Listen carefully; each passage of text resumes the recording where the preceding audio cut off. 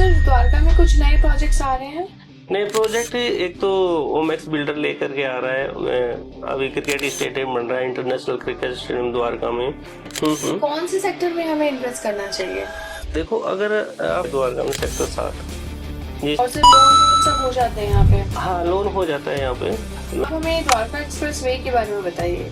देखो, Dwarka express way investor के लिए तो अच्छा ऑप्शन है। सेक्टर 19 मतलब इन्वेस्टमेंट के लिए सही है। हाँ, मेट्रो स्टेशन नहीं उधर कुछ?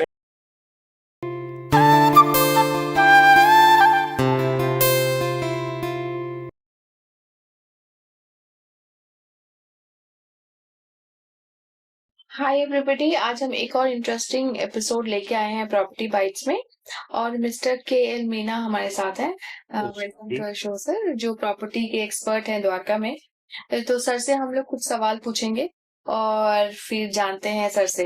अच्छा सर, ये बताइए द्वारका में इतने सारे सेक्टर्स हैं, कौन से सेक्टर में हमें इन्वेस्ट करना चाहिए?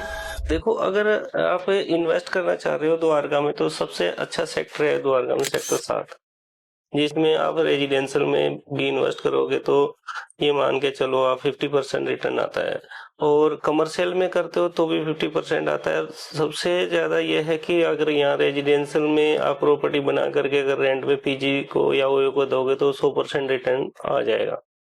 तो सबसे बढ़िया है द्वारका सेक्टर 7 का। अच्छा, हाँ जी। ओके, मतलब यहाँ पे हम प्रॉपर्टी खरीद के रेंटल जैसे आप कह रहे हो। हाँ जी, हाँ जी, बहुत ही जबरदस्त बहुत जबरदस्त रेंटल है। द्वारका का सबसे बिजी सेक्टर है, सबसे ज्यादा काम है द्वारका में। तो यहाँ पे सर अभी प्लॉट्स वगैरह अवेलेबल है या नहीं है? है, प्लॉट मिल जाएंगे यहाँ। प्लॉट ये मान के चलो 40 से 50 प्लॉट है यहाँ अवेलेबल। अच्छा, अभी है। जो सेल के लिए आए हुए। सेल के लिए है। अच्छा, कुछ उनमें से बनी हुई बिल्डिंग भी है, कुछ खाली प्लॉट भी हैं। हाँ जी। अच्छा, इस तरह से। और सर लोन सब हो जाते हैं यहाँ पे? हाँ, लोन हो जाता है यहाँ पे। लोन की कोई दिक्कत, अगर कोई इन्वेस्टर आए जो लोन लेना चाहे तो लोन भी आराम से हो जाता है। और मेन चीज उनकी प्रोफाइल पे डिपेंड करता है। प्रॉपर्टी लेते वक्त अगर प्रोफाइल बायर की ठीक है तो लोन हो जाएगा। लोन हो जाएगा। हाँ हाँ, लोन हो जाएगा। ओके, तो अगर आप लोग कोई भी द्वारका में इन्वेस्ट करना चाहते हो तो सेक्टर 7 जैसे सर ने कहा बेस्ट है ROI के लिए, रिटर्न ऑन इन्वेस्टमेंट के लिए। और प्लॉट्स भी अवेलेबल है। और सर कुछ आप हमें द्वारका एक्सप्रेस वे के बारे में बताइए। देखो, द्वारका एक्सप्रेस वे इन्वेस्टर के लिए तो अच्छा ऑप्शन है, और अगर इंडिविजुअल के लिए तो वहाँ थोड़ा सा ये है कि अभी मतलब सिर्फ बिल्डिंग ही बनी है, बाकी एम्यूनिटी जो और कुछ है नहीं। जैसे मान लो स्कूल हो गई, हॉस्पिटल्स हो गए, पार्क हो गए, तो ये चीजें अभी है नहीं। तो इंडिविजुअल के लिए तो काफी थोड़ा सा टफ है। वहाँ इन्वेस्टर के लिए ठीक है। इन्वेस्टमेंट कोई भी अगर इन्वेस्टमेंट करना चाहे हम्म। तो वो द्वारका एक्सप्रेस वे भी कंसिडर कर सकता है। हाँ जी, हाँ जी। और सर द्वारका में कुछ नए प्रोजेक्ट्स आ रहे हैं। नए प्रोजेक्ट एक तो ओमैक्स बिल्डर लेकर के आ रहा है। अभी क्रिकेट स्टेडियम बन रहा है, इंटरनेशनल क्रिकेट स्टेडियम द्वारका में।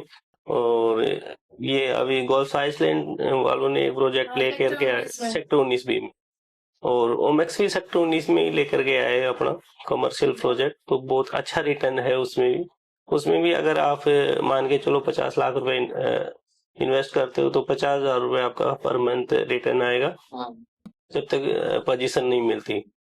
तो ये मोटा मोटी 4 साल के लिए बोल रहे हैं पोजीशन के लिए, कि 4 साल में हम पोजीशन दे देंगे। तो 4 साल तक 50%, 50% हो गया, और अगले 3 साल में 70%, 7% दे रहे हैं रिटर्न। तो मोटा मोटी 7 साल तक की ये गारंटी दे रहे हैं रिटर्न की। बाद में जो एक्चुअल जो रेंट आएगा वो मिलेगा। हाँ, रेंटल भी शायद ये लोग ही कर रहे हैं। हाँ जी, हाँ जी, लीज पे देंगे ब्रांड को। पे कर रहे हैं। अच्छा, मतलब सेक्टर 19 काफी पॉपुलर होने वाला है ऐसा लगता है। वैसे भी द्वारका के बीचों बीच पड़ता है ना सेक्टर 19, मतलब इन्वेस्टमेंट के लिए सही है। हाँ, मेट्रो स्टेशन नहीं उधर कुछ? मेट्रो स्टेशन तो देखो द्वारका सेक्टर 10 में। सेक्टर 10 है। हाँ, सेक्टर 10 है, सेक्टर 11 भी है। दोनों पास पास में पड़ते हैं, ज्यादा दूर है नहीं। पैदल डिस्टेंस 5-6 मिनट का रास्ता है, ज्यादा दूर है नहीं। और इन्वेस्टमेंट के लिए सबसे बेस्ट है ओमैक्स से, जो 50% रिटर्न देना आने वाले 4 साल तक, और फिर 7% दे रहा है आने वाले 3 साल तक। मतलब 7 साल के लिए गारंटी, मतलब रेंट की गारंटी दे रहे हो। हाँ हाँ। और वैसे भी अब आने वाले टाइम में तो द्वारका तो बिजी रहना है, तो भी 7 साल बाद में भी कोई दिक्कत नहीं आएगी बाहर को। हाँ उसके मतलब और भी बहुत सारी चीजें, शायद और भी कुछ हो रहा है ना सर, द्वारका में प्रोजेक्ट्स आ रहे हैं। हाँ, द्वारका में एक सेक्टर 10 में आ रहा है, वो एक छोटा सा ही प्रोजेक्ट है, वो तो 1 एकड़ का ही प्रोजेक्ट है। उसमें लोग कम जा रहे हैं, ओमैक्स की तरफ ज्यादा जा रहे हैं, क्योंकि ओमैक्स में क्रिकेट स्टेडियम वगैरह हो रही है, होटल्स वगैरह है बन रही है अंदर, तो वो सबसे बेस्ट है। हाँ जी। अच्छा, गुड है सर। और सर यहाँ पे मतलब प्लॉट्स वगैरह भी होते हैं, या फिर जैसे कई लोगों को हाई राइज बिल्डिंग पसंद नहीं होता, तो बिल्डर्स फ्लोर भी अवेलेबल है द्वारका में? बिल्डर फ्लोर भी अवेलेबल है द्वारका में सारे। ये मान लो सेक्टर 8 में है, सेक्टर 19 में है, सेक्टर 17 में है, सेक्टर 23 में है। बिल्डर फ्लोर काफी अवेलेबल है यहाँ पे।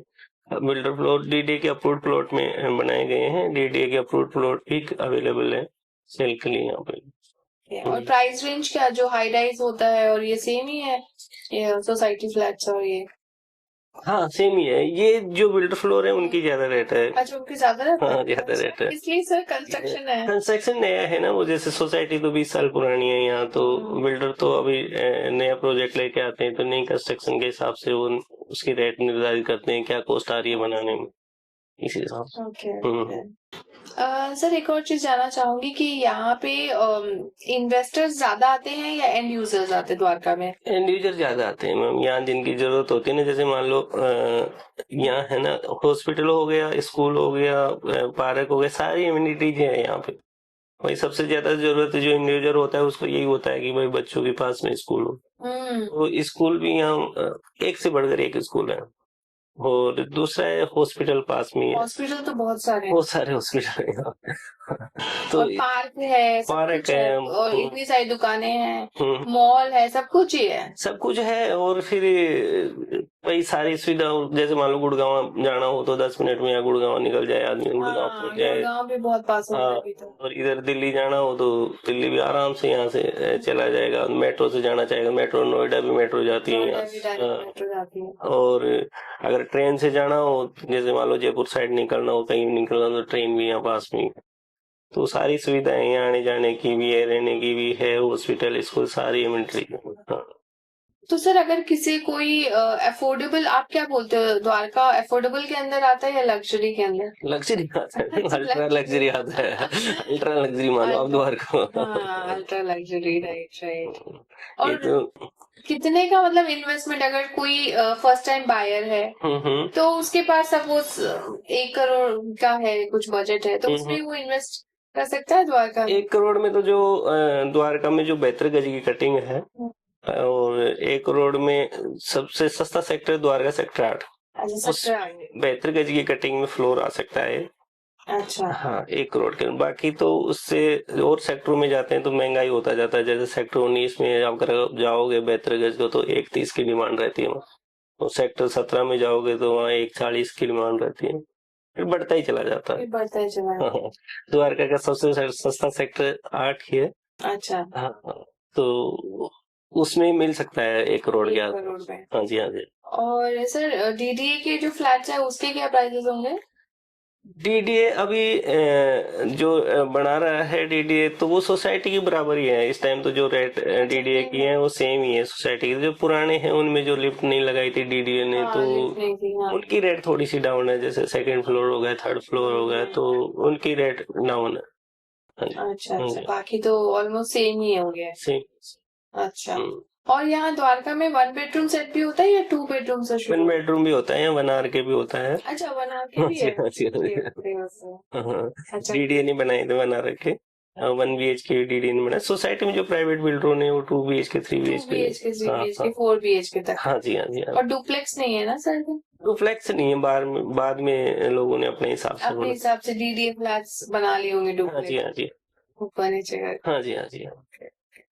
तो सर आपसे बात करके हमें इतना अच्छा लगा और इतना कुछ जानने को मिला कि, और अगर आपको इन्वेस्ट करना है 1 करोड़ या उससे भी कम अगर आपके पास हो, आप सर को कांटेक्ट करिए, उनका नंबर हम दे रहे हैं, और आपको अच्छे से वो सलाह देंगे और कहाँ पे आपको बेस्ट ROI मिलेगा वो पूरा गाइड करेंगे। Thank you sir, thank you.